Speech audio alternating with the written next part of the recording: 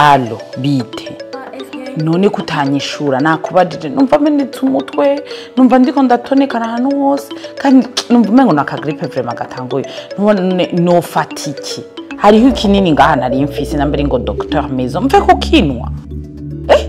urakujije oya reka ari haramupiyeko bakunzi bo kukaye murakomeye murameze neza ni wa mugenzi wanyu Anaise Mugisha aka SexyLove muri kumuno musi mu kiganiro uyu yari umudoktere na telefone vraiment numva nigwariye uno musi none arambujije ngo gufata akakanini ngo ningende kwa muganga ivyo namwe bihora bibashikira iyo mwumvise mumeze nabi iyo wumvise umwana aragushuhanye icayico cose eske utufata akakanini ufise mu nzu canke uca wirukira kwa muganga utwo tubazo turadufise murivura canke mukoresha yama metode y'abanyokuru ugiye mu butinyanka ukaca winwera akayeri gashushe canke agatizane mva ibigwara byose twarabivuye kuva kera uno musi rero tugira tubivuge yuko kwivura ingaruka bifise canke ari vyiza ubu warubizi rero umutumire wanje uno musi ni umudokteur agira adusigurire atubwire neza ingaruka yongere anatubwire yuko vyoba vyiza kunwa ka docteur maison wiyumbura wigwariye gripe ka moxicilline wiyumva umengo na kanjine canke izindi ngwara ukifatira kanini ivyo vyo kwivura vyoba ari bibi canke vyoba ari vyiza reka tugaruke muri studio turi kumwe n'umutumire wacu abidusigurire tout suite.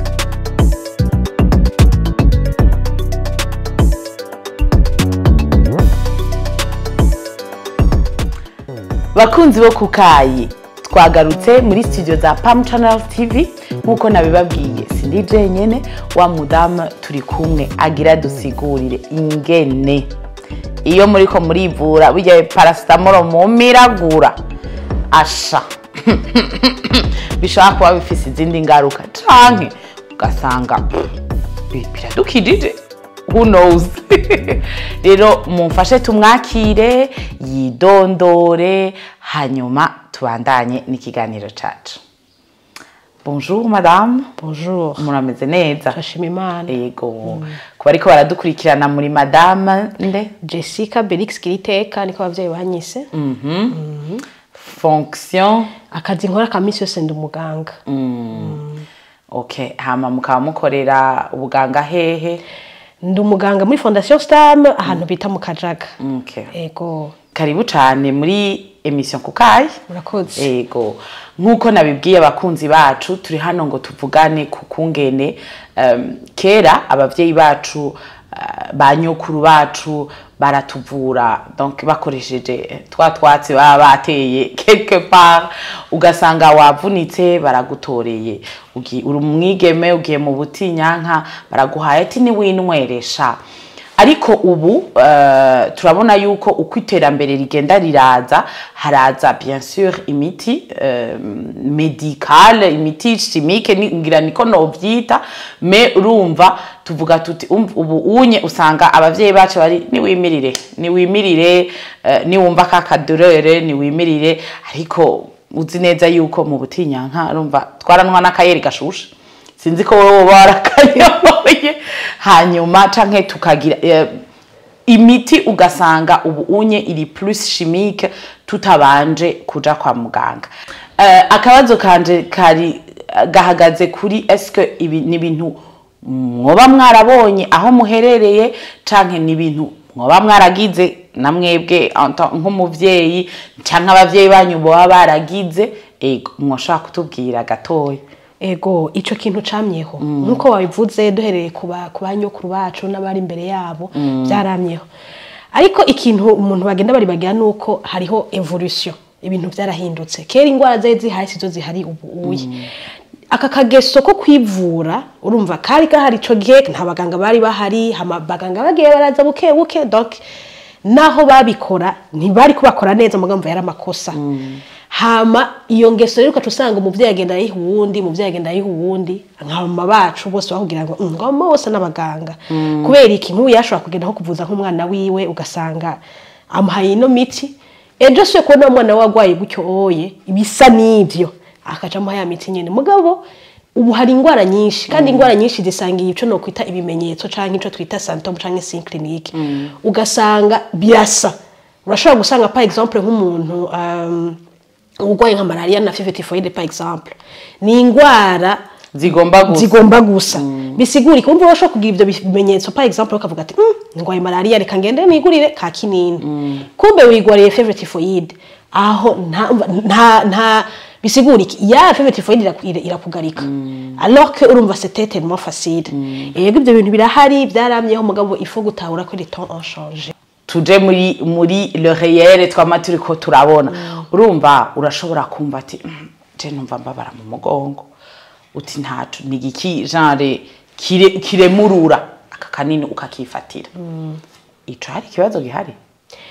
bon ivyo no byishura mu mice ibiri par exemple kafate nk'umuvyeyi afise umwana ashushe umuvyeyi afise umwana ashushe ntiwocurindira yuko ubushuhe donc buza kuguma buduga parce que ubushuhe ni bubi burica no kwica umwana agakonvulsa canke bikabukundi nk'umuvyeyi ifo kame umuntu ashushe ntushurinda kurinda kuja kwa muganga uramuha umuti ubushuhe mugabo uri kuja kwa muganga ari nk'umuntu afise douleur iri insupportable naho nyine washobora gufata umuti usanzwe ukaja kwa muganga mugabo panda kugumaho ingone y'abarundi benshi yumvise ububabare canke yumvise ubushuhe akaca guma ngaho ntagerageze kumenya umva tuba turindiriye ko ca kinini gikora reka ico mugabo ni nkuko uye novuga nti uri umuntu anyotewe anyoye amazi mugabo ni kuratora impamvu iyo nyota ihari sinzi yuko nshobora kubisigura neza ifu gutora impamvu iyo nyota icateye iyo nyota ni igiki donc icateye iyo ngwara ni igiki umva je ngaruka sur le fait OK urabona yuko unye nk'umwana arashobora gushuha umuvyeyi atari hari canke wonye nukumva utameze neza uri mu kazi uvuga uti OK ndabandaja kwa muganga urumva umuvyeyi reflexe ya mbere atangura kubwira uwamutelefone ati umwana arashusha amubwira mu mperi kinini iki ni vyabandanya ndaza kuza ndamutware kwa muganga kubera ko peut-être ashobora kuvuga ati ni naka grippe yakinye nabandi bana vuye ku ishuri agwaye est-ce que ico en tout cas quand même ico nitwo kimukondane kuko urumva aza OK tuvuga ati est-ce que aza kuza kuyora yasheshe canke wewe ico uri kuravuga uti ashusha ubwo nyene amuhaye uwo muti ace yiruka aje kumutora atamwanya afise na oya umva ntushobora kuvuga ngo nta mwanya ufise w'amagara kuko urashobora kuvuga ngo nta mwanya ufise bigaba ibindi urashobora gusanga wihekuye cyangwa ugasanga byikomplise mu bindi ifo miso se kumenya la cause kubera iki ibyo bintu byabaye kuko umubiri ku Imana yawuremye turafise ikintu bita le système immunitaire canke bita basoda w'umubiri ubundi haje utanguye kubona amasinye yerekana nuko wananiwe rero ngo wananiwe ifo kuufasha kandi abawufasha n'abana bavyigiye rero urashobora kugabanya ico kintu kiratuma umuntu asinzikara mugabo ntuca wicara muhira kandi ntuca uvuga ngo nta mwanya afise ko sinaze ko ico buri kurakora cyose gishobora kuba gisumba ubuzima umwana wawe canke umufasha wawe canke uyundi muntu uwa majambere yarateye sivyo ga Dr Jessica haraje Dr Google haraje Dr WhatsApp hamwe ugwaye canke ugize iki umuntu aca yandika muri groupe ngo je ngo numva ntameze neza ngo mubona ngo nofata ngo umuti ngo meze gute urumva ugasanga umwe wese akubwiye umuti wewe yanyoye peut-être kuri izo symptômes yo bafise cyangwa ugasanga umuntu aragwaye ikintu ku mubiri uyundi afise la même chose akashamaza ngo yo ngo wasize iki donc ugasanga twama turiko umva turakompara jewe ico mfise n'uyundi itafise est-ce que ivyo bintu ntibifise ingaruka je ninaza kunwa umuti nakaya yanyoye alors que jewe ntameze co kimwe nawe nta ngaruka byo bifiseko kuko umva sinabanje kwivuza nivuje kuri Dr Google nagiye muri Google ndabaza ati iyi ngwara ngwaye gutya numva meze gutya ugasanga barambwiye effectivement genre les symptômes zishobora kuba ari izi de préférence wofatiki hata nigira nkigurira muri pharmacie nkimiragurira kandi nkasanga biraheze muga peut-être mu nyuma bikagaruka kubera ko nkuko ariko rabivuga donc icatumye ngwara iyo ngwara umva sinagikijije napfupfa hadi mbe niko no bivuga napfupfa hadi est-ce que nta ngaruka bifise icambere cyo nagira mvuge nuko n'imiti imiti c'est pas quelque chose qui est naturel ce sont des produits chimiques zikorera mu industrie chimique muzonda sanga musomye kuri notice baratanga ama effets secondaires bisigura iki n'umuganga buriya ibya myaka bintu umuntu yiga si c'était facile twese kuri Google ariko umuganga bamaze imyaka ijya myaka indwi ariko arabosa très sérieusement kugira gere kuri iyo level nuko abafise la capacité yo gushobora kudiscerner akavuga ati iki ni ciza iki ni kibi par rapport y'uyu mu patient. Alors ugiye kuri Google par exemple Google umva ni hari ama information yose mugabo ntiyakubonye ntiyagusuzumye ko umuganga aragusuzuma d'abord arakubaza icakuzanye hama akagusuzuma akagutuma ama test byose Google ntibikora hama hari ingwara nyinshi arico twita diagnostic différentiel nk'umuntu aguha exemple malaria fièvre typhoïde zimeze co kimwe bisigura urashobora kuja kuri Google yo ikakibona yuko wigoreye malaria kumbe wigoreye fièvre typhoïde wowe ukatufata wa muti hama ntibikunda hama ikindi imiti donc nabwiye ko ifise ama effets secondaires na paracetamol buriya naho mone ngo nakantu gato karafise effet kuri foie oya turazimiragura niyo ngorane alors kujya kuntu umuntu amiragura paracetamol zidakugira effet mugabo igitigu cyaho kirapfa ico ni ikintu bibagira reka ndagwa ama exemple nk'abarundi kenshi dukunda kubona hari exemple yo mu mama umwe aba mama vraiment nibo bigora cyane vraiment kwivuza haramba groupe WhatsApp zaradwiriye yo umba twandika muri groupe ati aka kantu ndakagwaye numva ntameze neza harama groupe de mama harama groupe meshi ukazona nkora kubajije ngo umwana wanje ngo yashu donc hariho exemple yo mu mama yigeze kubaza muri groupe ko nyene umumama aca mugira ngo wowe ngumva ngo utangura gumwe paracetamol siro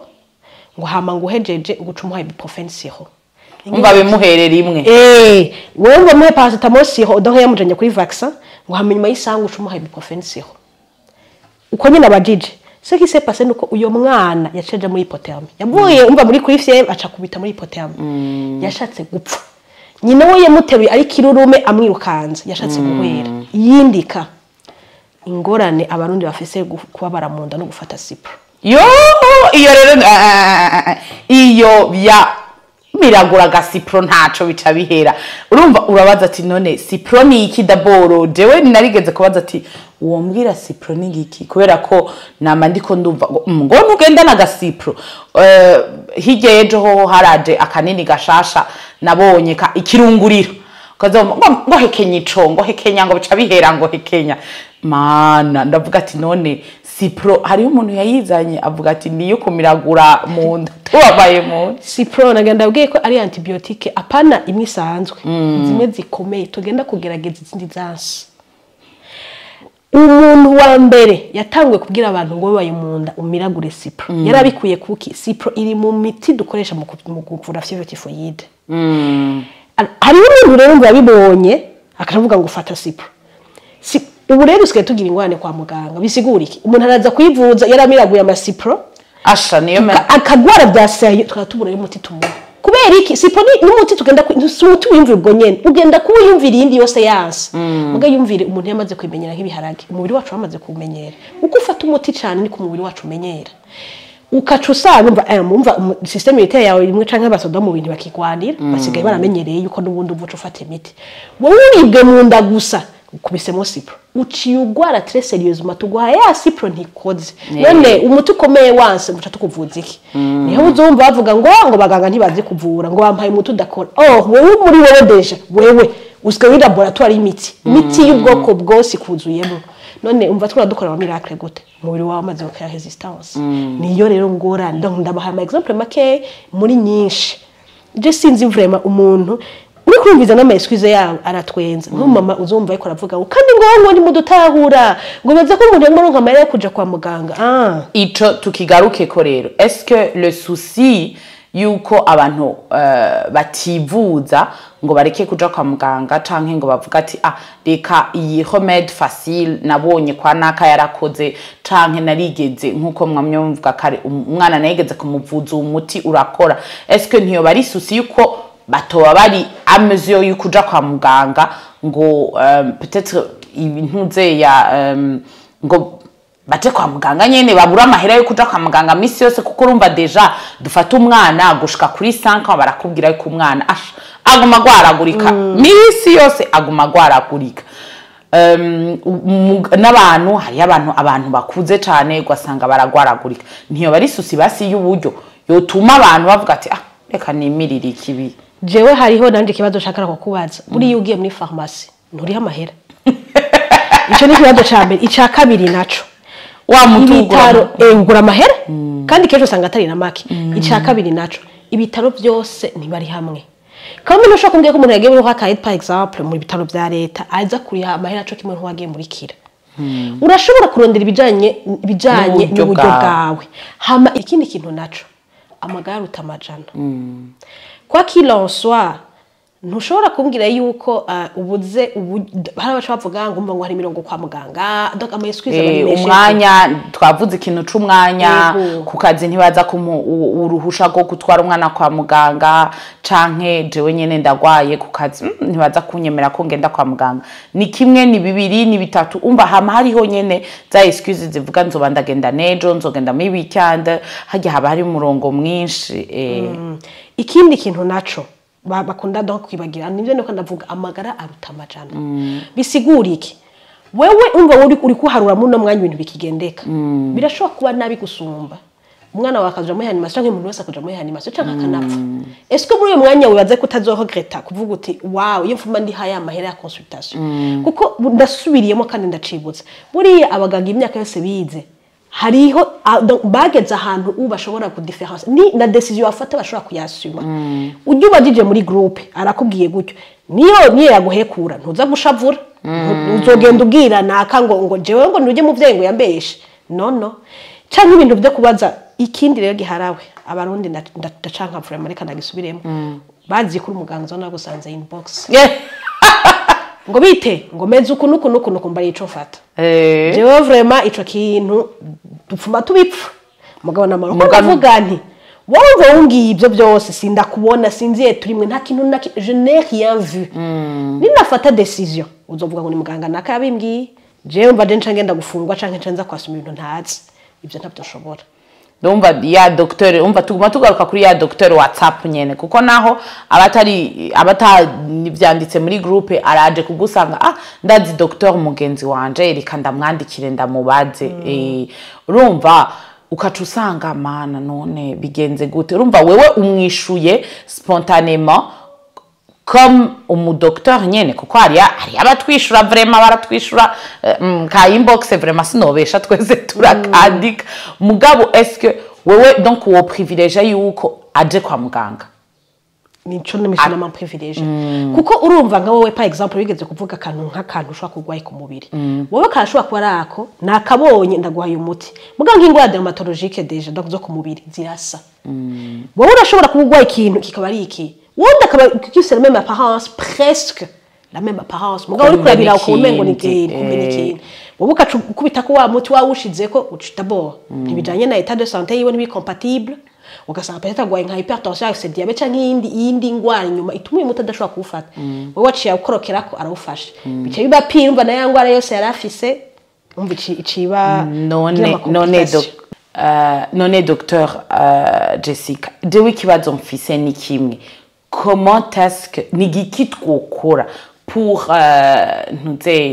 ne plus favoriser aba bantu genre uko kuntu twovuga ati turivurira muhira agasymptome kose kaje twimiragurire ka paracetamol ka ibuprofene agaki urumva nigiki twokora comme prévention umva kera hoho aba mami ba kera nk'abakobwa tugiye mu butinyanka baratubwira ati akayeri gashushe reka ndakwereke tizane ufata ugasanga biri easy ariko ubu donc usanga jewe naragerageje ibuprofene iranse, naragerageje diclofenac iranse, ukacubwira mugenzi wawe ati hajya wewe ufata ikihe, akaca kubwira ati okay, kata wimirira ukabona birakunze, ukabona ukwezi birakunze, ukwezi kukurikira birakunze, mugabo ukwezi kwa gatatu biragarutse, ukaca wumva uradehukiwe, ukaca ugenda handi, urumva uzosanga uriko urahindura ibinini. Donc de 1, est-ce que ça ne ntivyonona système hormonal yiwawe? De 2, ni giki twokora kugira ngo uwo mwigeme peut-être ashobora kuba afise ico kibazo, canke uwo wundi muntu wese yogwara ntarinde kuvuga ngo jewe mba nzo ntaco naka n'umuganga ndamwandikira canke reka nivure uko noba ndavyibaza biraza guhera. Ni giki twokora? Nishe kuri ico par exemple c'ama règle douloureuse, nagira mvuge yuko nababwiye umubiri wacu afise ukuntu Imana yawuremye, urafise ukuntu wigwanira. Rero imaze kumanifesta symptômes, c'est-à-dire ko wananiwe. Nk'ubu par exemple ico c'ama règle douloureuse haba hari impamvu misi yose. Bisi hariho nk'ingwara zitwa nka endométriose zituma umuntu agira ama règle douloureuse. Niyo washaka gufata ibuprofene canke spasfon canke wose ufata, ntibice bisigura ko mu approche utazosubira kuhaba. Hariho n'abakenera injection iki kumva douleur. Muga il faut gutora la raison. Bisigura ko urakeneye kuja ku gynécologue atura impamvu. Si ya quelque chose à sauver, bagisauver hakiri kare. Apanda kumaha handi uvuga ati je nari yakiriye no mu mujyana wacu yego ni bya bindi no il faut gutahura igituma ivyo byose biko biraba. Hama cerekeye prévention, icambe cyo banza kuvuga nuko abarundi bakeneye kwiga kwikunda. Umubiri uronka numwe nta wundi usubira kuronka. Amagara gukitse byanse gose murazi ngene bica bihera. Biheze utashe hama abandi bakabandanya baba. Utikunda nta uzogukunda. Rero mu kwikunda d'abord harimo kwifata neza, hariho la bonne nutrition, reka mvuge en général, gufungura neza. Abarundi ubu ntibazi gufungura neza. Umuntu w'umusirimu azi ko kurya inyama n'amafiriti ari bwo ubutonye umuceri n'ipirawo kubera ikintu biduhora gasombe reka sinavyase mugabo il faut kumenya gufungura équilibré. Gufungura équilibré so ndi harinda kuba jamwe ico bita glucides, lipides, protéines. Donc mu kirundi bavuga ntangaguvu, usanganyangaburo na ndema mubiri. Hamaka mo sel minero na vitamine. Je ndakunda gukonseye abantu fungura 60% y'isahani yawe imboga. Ibiboga birabishe mugabo. Ego birabishe mugabo biratuma baramba. Muri muzi gituma bashimwe baramba. Nuko banyubisupu gusa. Banyubisupu. Ntibakunda kujya amavuta, bakunda kujya ibintu bitetse mu mazi. Bakaca bagira sport. Urumva hari gufungura neza no kugira exercice. Uyu musirimu bisigura kwa musugenda mu modoka. Uhakwa imodoka yawe gushikana mu gitanda. Nta n'igitoro twigirira. Umva ndiho vuga mu buzima busanzwe apana ubuye. Ari yaranja ku buryo ntaronka n'umwanya basina 10 minutes zo gutambuka. None uyo mubiri wawe udakoresha bizogenda gute? Wicara mu biro ugahaguruka winja modoka ugenda. Oya mugamo mba natambutse kuva mu muduga gushika mu biro. Ntibikwiriye. Okay. Il faut gukora au moins exercice 30 minutes par jour. Hama ikindi nyuma ya ivuze. Ndazi ko ngo biragoye mugabo nimba ushaka kuramba ivuze gira check up. Abazungu maze kintu badurushije bagira check up au moins 1 ou 2 fois par an. Acabwira ngo byo ngo nibyigisirimu muga ni murabe ubu abantu ngene bapfa. Wo parce que hariho nk'ama cancer yuzuye, hariho beaucoup de maladies. Ukaca usanga umuntu agenda par exemple nk'ama cancer gasaba kwimenya ikweze kuri stade igeze kure batakina kimwe bagishobora gusova. Alors ko yabuze uragira check up régulièrement nkuko uje bazungu babikora. Boshobora kumenya kare ego nibamenye kwikunda. Nugende aho uburyo bwawe bugupermeta rondera assurance santé. Hariyo ama assurance ya make basi ushaka kugenda kwivuza muri leta muga basi ukivuza. Il faut toujours trouver impamvu uyu muntu ameze gutya. Sinon tukabana ibya automédication. Abana bacu deja turiko turarera bazokura umengo mbabarire terme ngo bankoresha ngo batakiri forme mu wabo utagishobora kwigwanira muri wabo hari ibintu byinshi byononekaye hamba naje peut-être ntashobora gukura ngo arambe nka basokura nibizokunda kandi afise ama produits chimiques menshi nibikunda ico kitakubaye ingorane na uzokwishwa no kutivuje umve urahwanya iyo douleur iyo fièvre bwo tu n'as pas trouvé la cause ikabikira bandanya yoyo ibandanye kwica buke mukazosanga byarayangaye.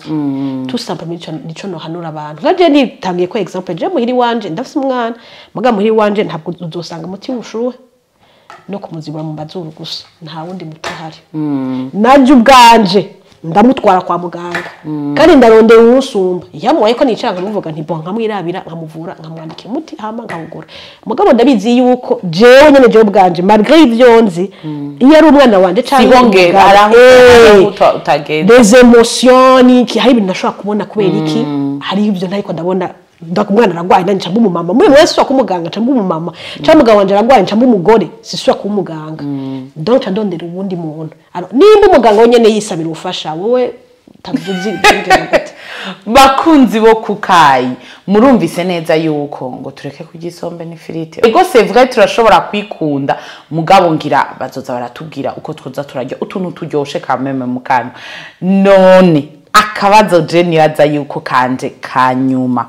gahagaze kati nibasubira kutwandikira message kuri WhatsApp ati nukuri numva menetse umutwe numva ntameze gutya tuzoreke kubishura ico ni cambere ica kabiri mugenzi wanje niyambwira ati nukuri vraiment numva amaregre anyishe we wumva nzomubwira ati urinwera akayeri gashushe bizoca bihera canke nze ndamubwire nti genda ku muginekologe genda kwa muganga umva est-ce que ego ona twafunguye neza twagize iki mugabo urumva kakandi ntikazobura ntika kazogumamwo tubireke kubishura canke tubishure tuti genda kwa muganga tout changement ihera mu vyumviro il faut yuko rero twese donc nimba wona umunsi bitahuwe nanje nkabikora benshi n'abandi bose bazote babikore kandi il faut kumutahuze ko bikora kubw'ubugwaneza bwiwe kuko wowe ukaza kumubwira ibyo navyo wigi naho waravyigiye de naho uri kurabona mbega nk'ubu uyewe mutumuhaye ukacumutera allergie canke bikaba piye gushika naho byanga yuko ahema none numva yuko bapfuye kubera wewe est-ce que umva muri wewe umva uri prête canke undi muntu wose ari prêt yo kwikorera umusaraba kubona yabwiye umuti umuntu atabonye surtout atani mpamya gushoboza ifitiye byose bihinduka kuri jewe nawe je naho tumaze kubitahura uramutahuza uyo muntu uvuga uti kubwo ndagukunda ja kwa muganga je niko urukundo ndagufitiye igire kwa muganga muravyumvise bakunze bo kukaye kubwo urukundo ndabafitiye ningene ndabakunda gose muje kwa muganga vraiment mureke kumiragura utwo paracetamol twa diclofenac umva tujya twose muhanze mutureke muje kwa muganga ngira rero nsabe umutumire wacu ntitwoyaga ngo tubiheze ndibaza nakaye kajambo kanyuma uvuga uti ndafise ku mutima nifuza kubwira abavyeyi abakunzi bo kukaye ekuwo muntu wese uno musaye ko aradukurikirana yaramaze kwimiragurira akantu canke kwivura normalement ako kantu uvuga uti iyi message ndayiguhaye j'espère yuko yitahuye icambere igakwikunda niwikunde ica kabiri menya ngi mufungura neza nababwiye mufungura imboga nyinshi nibindi byose mu bifunguro sinabwiye mu bifungure kame numva ubuzima ni uko bushijyoje gusa umenye ngi nubifungura kandi ibintu byose ugira biryoshye maka ubitekana amavuta niki ubuho urumva hari ama réseaux sociaux hariho YouTube hari iki oya na docteur YouTube ho nitwanayivuga turaragana oya niko mvuga kwizina urashobora kwiga guteka neza ibintu n'ibintu byiza apana ibivuta byinshi niki urashobora kuryohora ibyo kurya utarinze gushiramo ibintu bibi hama ikindi nywa amazi menshi abarundi bafise ingwano yo yo mbega ico twari tugiye tutakivuze oya amazi vraiment amazi burya araryosha akayeri niko karyosha urumva amazi okay amazi menshi hama baze baragira sport bagira exercice on n'a pas besoin yo kuja muri gym canke nibiki urashobora kugira même 30 minutes d'une manière régulière ugakora ama exercice hama si ya quelque chose qui ne va pas kujya telefone ipfuye wumva wo kwihutira kuja kwikoresha nawe nibuke ko umubiri wawe usumba ibintu byose ushobora kuufise ikunde hama ndipfuza vraiment ko barundi tugira aka ingeso nziza ho gira check up no kuri vraiment apana kuja kwa muganga kwerwaye abantu bose baje kwa muganga kwerwaye oya no kuri je tuja kwa muganga kwera turwaye niyo ngorane rero ja kwa muganga ndo ubimenye vuga utose rimwe mu mwaka ndagenda ndabishe basi l'essentiel mbone ko byose aramahoro hama wibereho neza ubuzima bwawe upambana n'ubuzima mugabo muzi yuko hosuse ya mbere ari yo mubiri wawe aramahoro hama Imana ibindi bisigaye irabibona yego urakoze cyane tugushimire cyane ko nawe watwitabye mu kiganiro cyacu kukayi twizere yuko nitwagutuma ko n'ubukurikira uzotwitaba. yego nzoza cyane. Bakunzi bo kukayi murumvise neza yuko ukwivura atari byiza, nimufungure neza twatuboga kuri ka gasahani, niba tuma ko brochette utuma igitoki cyo mu mazi cyangwa utuma irengarenga sinzi yuko bazigira mu kabari, hanyuma unywa amazi ugire sport hama wivuze, surtout wivuze aho uburyo bwawe bugera. Tubashimire cyane rero kubona mwadukurikiranye mu kiganiro cyacu kukayi ni kuri Pam Channel TV. Twibaze yuko iki kiganiro kiza kugira ico kibafashije, mubandanye mudukurikirana, mugira ama commentaire, mu sharinga eka mu bisambaza hose. Murakoze cyane, peace and love.